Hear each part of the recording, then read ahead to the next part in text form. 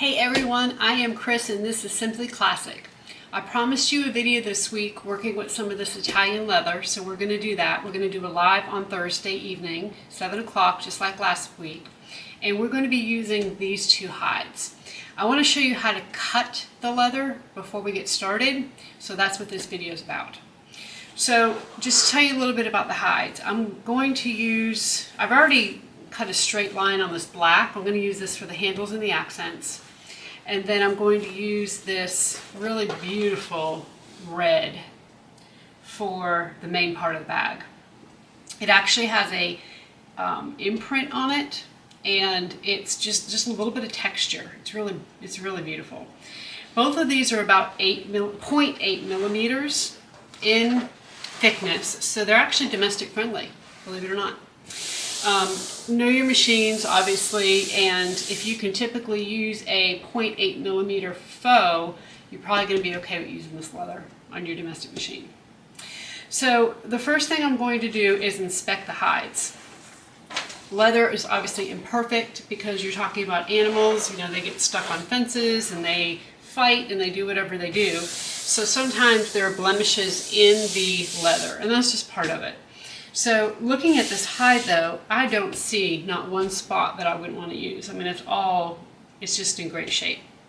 So I'm going to flip this over and then I'm going to show you how to cut it. Okay, the first thing that I want to do is cut from the back. I'm going to mark and cut the hide from the back. So I want to get a good straight line starting out. So I usually take my long ruler here and line it up. And I'm going to find the spot on the hide that has the largest dip into the hide. So essentially what I'm trying to do is use that as the squaring off point. Now leather has no grain, and what that means is that when you place pattern pieces on this leather, or where you draw out designs or whatever it is you're going to do, you don't necessarily have to always put them in the same configuration, unless there's a print on the leather. Like if you've got a leopard or a crocodile print, then obviously you do. But if it's a solid hide or something like this where there's just an all over texture, then you don't have to worry about that. So that makes it really nice because you can use every inch of your hide, which is really what you want to do. So I'm just going to start out by getting as close as I can to this edge and then making a nice straight cut. Now, the DB Crossbody, as you know, is a cutting chart pattern, and what that means is there's no pattern pieces. You use the cutting chart to cut the pieces. So I'm going to measure it out and mark it on the back of my hide. You can certainly make pattern pieces and lay the pattern pieces out if you prefer. So I know that the first piece I need is, and I'm just going to mark this with a ballpoint pen. You could certainly use a fabric pen or a silver marking pen, but let's see, I know I'm going to need 1.5 and then 2.5, and it's going to be 10 tall. So I'm going to make sure that this is squared up. Let me use one of my other rulers here. Make sure everything's square with the bottom and draw a line, the height I need.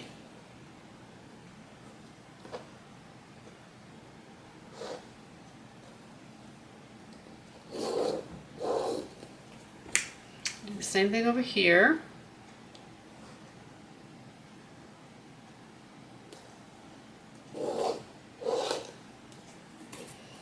And draw a line across.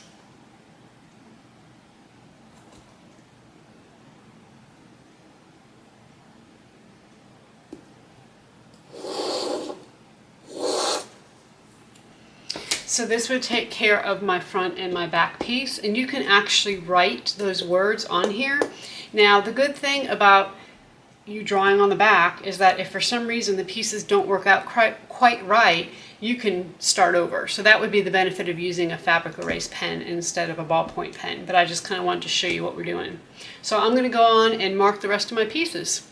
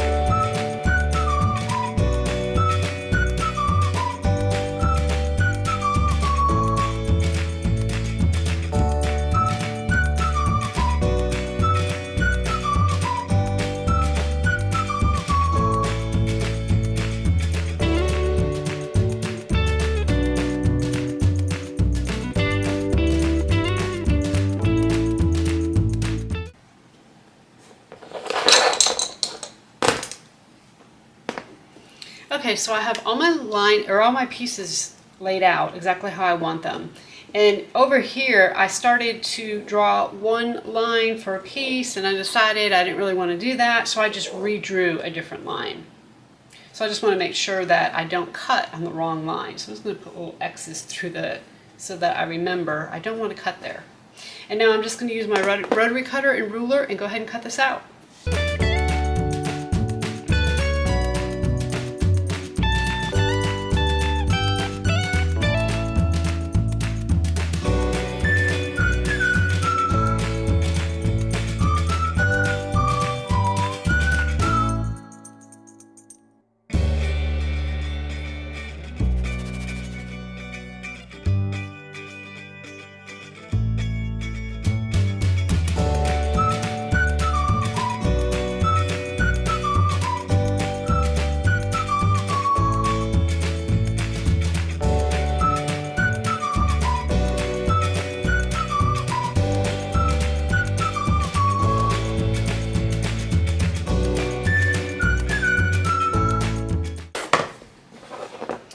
Okay, so I have all the main pieces of my bag cut out. I do need to go ahead and draw my corners in on my main pieces because this is the crossbody. We do have a boxed corner.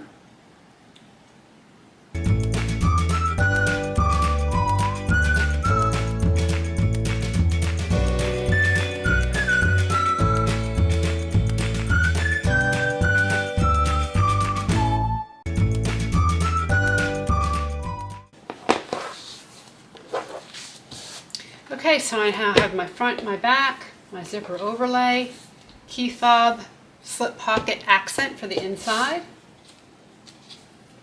I have my zipper placket and my upper lining. So I have everything I need, and this is how much waste I have. I mean, not even enough to save, just little tiny pieces. And of course I have this rest of this hide. I could do another bag with this.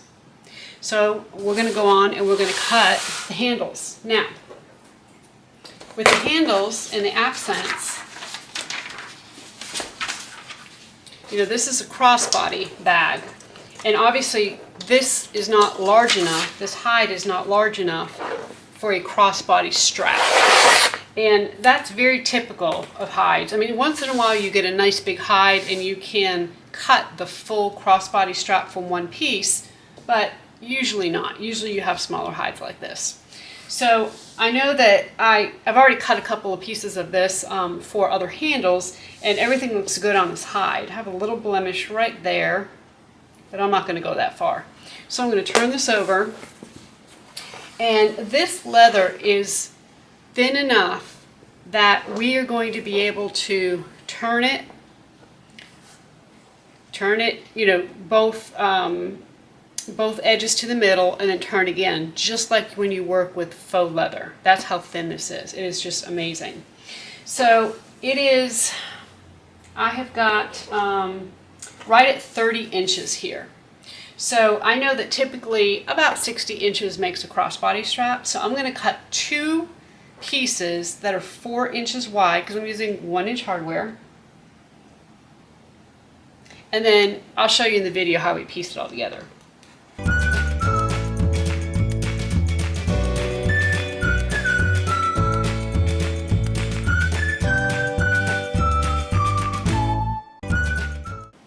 Okay, the other thing I want to get from this piece is my strap connectors.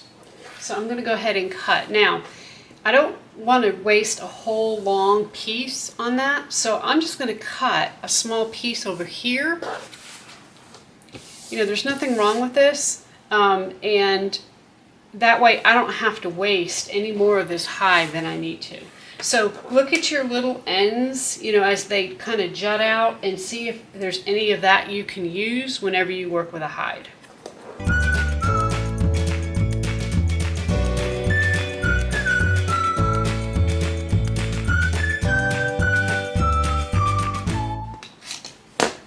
Okay, so I have my two 2x3 pieces, and you can see a little corner of that is cut off.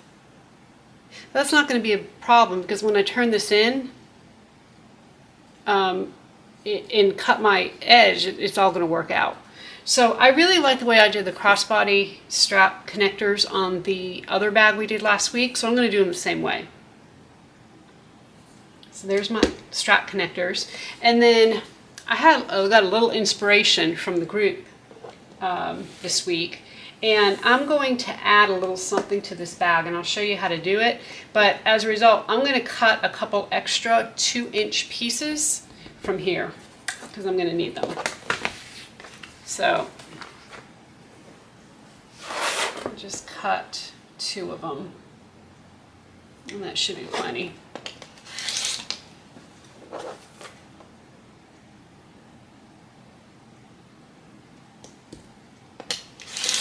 Okay, so I still have quite a bit of the black hair I can use as well. And for the black and the red, here's my waist. I mean, it's just minimal. If you really plan it out well, you should be good to go. So we're going to, or I'm going to cut some Decoville Light, and we're going to go to the heat press. I'm going to press Decoville Light on this leather. I'm going to show you that you can use heat on this. Okay, here we are at the heat press.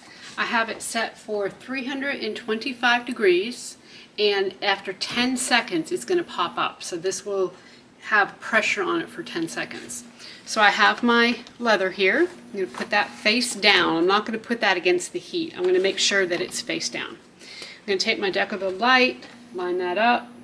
I have a 1/2 inch line drawn at the top because that's going to be my seam allowance.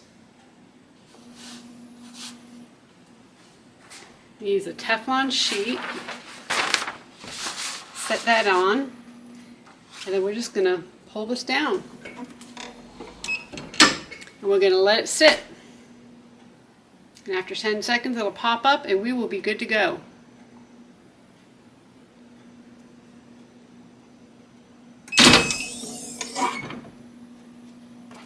Okay, I'm going to let that cool for just a second.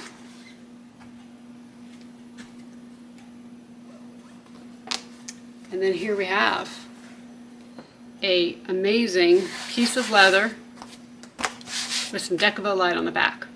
So you can iron leather, just don't ever do it on the front, and it's always a good idea to use some kind of Teflon sheet or some kind of protection on the back, but it can take heat, so don't think you can't do it. So I'm going to adhere the Decoville to the rest of this, and we will see you Thursday night on the live.